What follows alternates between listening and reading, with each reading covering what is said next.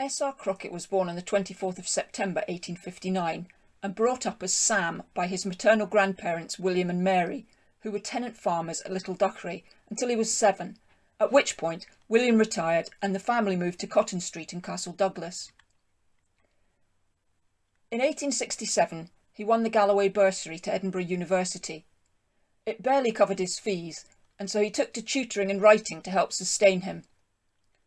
For the next decade he was by turns a student and a travelling tutor, working for wealthy young men on the grand tour of Europe and beyond. His experiences were turned into stories which he sold as he embarked upon a journalistic career in popular magazines and periodicals. Then he fell in love. In 1887 he settled down, becoming Free Church minister of Pennycook, which gave him the respectability required to marry Ruth Milner, daughter of Manchester millowner and sometime poet George Milner. They had 4 children. What better way to clip the wings of an itinerant traveller?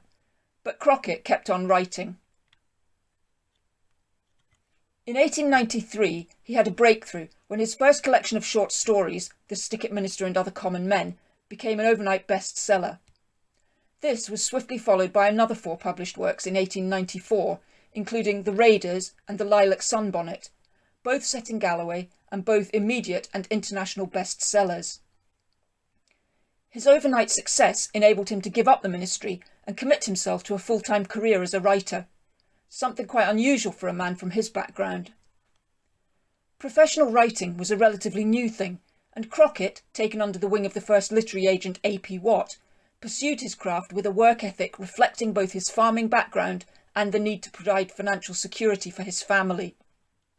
He worked hard for the rest of his life, usually producing at least 2 serialised works each year, which after magazine syndication were published as novels. Crockett lived in a time of rapid change in transportation. As a child, if not on foot, he travelled by horse and cart. Note cart, not carriage, because carriages were taxed, but farm carts weren't. The railway came to Castle Douglas the year Crockett was born, and several of his family members worked in local stations. As a boy, like many others, Crockett was quite keen to become an engine driver, and trains feature in many of his stories. Of course, as we all know, the bicycle was invented by Kirkpatrick Macmillan of Thornhill in 1839, but it was the 1870s before they became remotely safe. Crockett's first experiences of riding a bicycle are told in his semi-autobiographical novel of his teenage years, Rogue's Island, where he describes cycling between Castle Douglas and Auchencairn. As an adult, he was an early adopter of the Humber Beeston tricycle, on which he and his eldest daughter Maisie, nicknamed Sweetheart, had many adventures in Galloway and beyond in the early 1890s. This was around the same time cars first came to the UK, and their rising popularity mirrored Crockett's own. His 1907 novel, Vida, features the first car chase in fiction. It was published first in serial form in The People's Friend, and it deals with the Morriswood pit disaster, emerging capitalism, unrest in the Balkans, and cars. So before Toad of Toad Hall went on the rampage, and several years before Buchan's Richard Hannay was pursued across the Galloway countryside, Crockett's car chase from Dalmellington to Newton Stewart was fast-paced, exciting reading. In it, there's many interesting details about both car and terrain. The cars in Crockett's story include a heavy 60 horsepower Mercedes and a lighter French car of non-specific make. 2 different sets of villains drive the Mercedes and the French car. Another, pursuit car, which is driven by the Goodies, again unspecific in type, tracks their progress, noting at one point the diamond crisscrossings of the tyres of the French car, comparing them with the parallel ridges that the Mercedes would leave. The car chase continues towards Rutherford's monument, described as no good place for any car, new or old, where, before long, something in the steering snapped, and the pursuers have to continue on foot. They then come across the yellow Mercedes, overturned, lying all abroad as on a scrap heap, the fine upholstery scraped away in its tumble over the rocky bank beneath which the stream brawled. In falling, the petrol had escaped, caught fire, flamed up, and burned a circle on the heath. A light haze of smoke hung all about like a pall.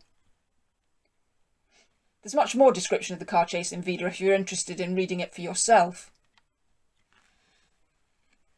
Crockett's general opinion of cars was of course influenced by his experience of them as disruptors of the peace in rural roads.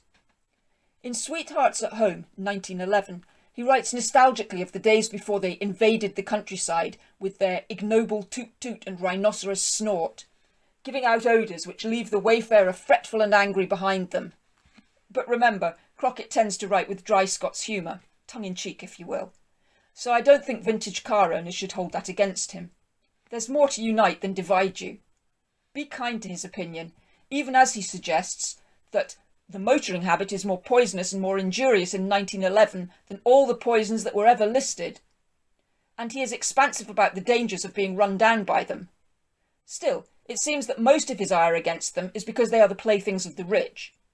He admits that there are motorists who conduct a car as safely and carefully as in other times they would a pair of horses, but he concludes that motoring is the only way in which a man, light-heartedly, taking no thought for the morrow, may kill his neighbour with impunity.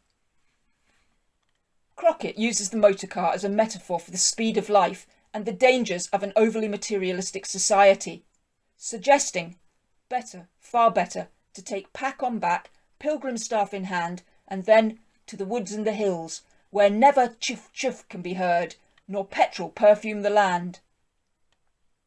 Of course, today, vintage cars offer a slower-paced way to view the countryside, and after all, everything is comparative. So it may be that one thing vintage car enthusiasts share with Crockett is a love of the slower pace of life, as found in the Galloway countryside. The route of the Crockett Vintage Car Rally gives a good insight into the settings for many of Crockett's Galloway novels, but there's much more. Crockett country extends far into the Galloway Hills, way beyond the reach of wheeled transport. But if your legs aren't up to it, you can still experience it from the armchair by reading his stories, which I hope you will.